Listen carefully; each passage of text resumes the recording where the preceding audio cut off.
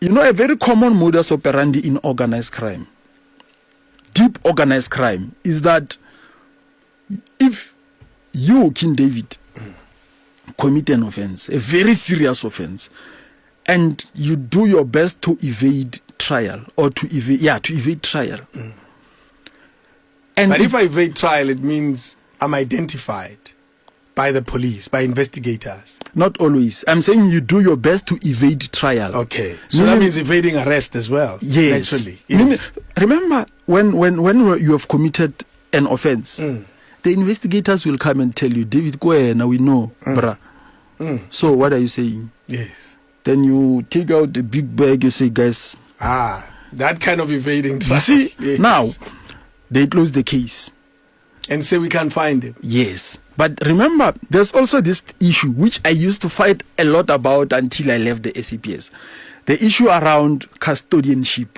Remember, the investigators are not the custodians of the docket, which was the fight between Mkwanazi and Babsibi at this side. To say, I am at national, you are at province. Who's the custodian of cross-provincial crimes? I'm the head of investigation or detection, and you are just there in your province. If a crime involves 3 provinces, who's the custodian? You are no longer the custodian. I'm the custodian this side. You see, now the issue of custodianship around case dockets is that criminals have this thing: if you don't take it, your boss will, or if you reject it, your boss won't. So they say, "Mfana Swar," say, "Hey, brah, I'm not here for that. I'm building a career here." They say, "It's fine. Your boss won't reject it." Okay. You see, they go to the boss. Hey, mfana wa tlhaloganye, tlosha docket mo yena.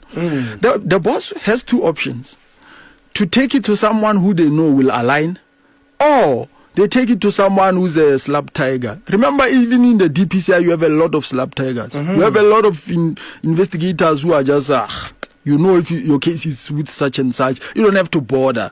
They just won't detect it. They won't detect it, or they won't be interested, or they won't have the skill. All that. Oh boy. And probably more. Yeah, because remember, often organized crime is investigated in teams. Yes. But in the teams, it must be allocated to an investigator.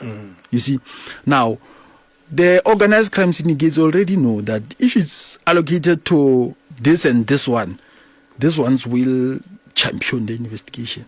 Mara, this one will only follow up on what's there. So what's happening is that there will be instructions in the case docket to be followed up. Interview witnesses. Because as a witness is sought, not found. And then trace the suspect. Suspect traced, not found.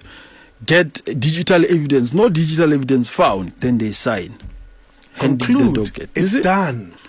Whether that person really did the work or not, nobody really knows. It's a question to be answered. Now, the other thing is now, these bosses or the commanders, do they get time to go and do due diligence on this?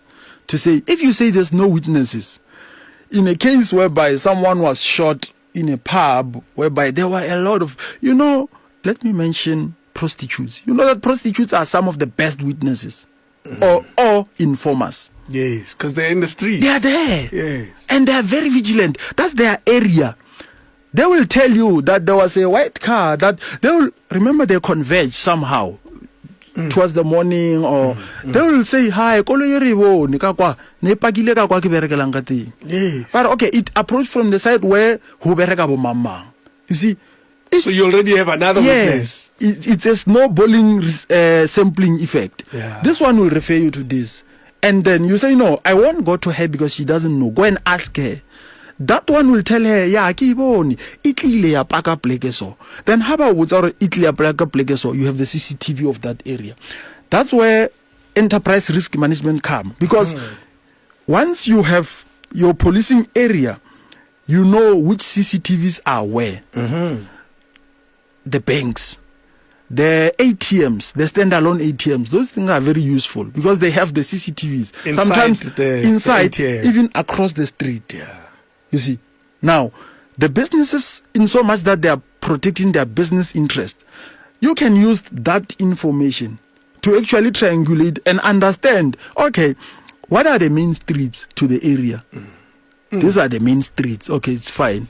Which areas have CCTVs, and you must know it. You must not know it after a crime is committed, because these people account to you in the risk management committee. Absolutely, you said it. They account to the police. Yes, you already know where they are positioned. You go and view 2, 3. That's where most of these successes come from. That's where you hear that a criminal was. Now you hear the evidence that this criminal was transported by ABCD vehicle. It was seen 4 or 5 streets on the other side. It's because you have CCTVs, and you must try within that 24 hours to try and analyze the whole digital evidence that exists.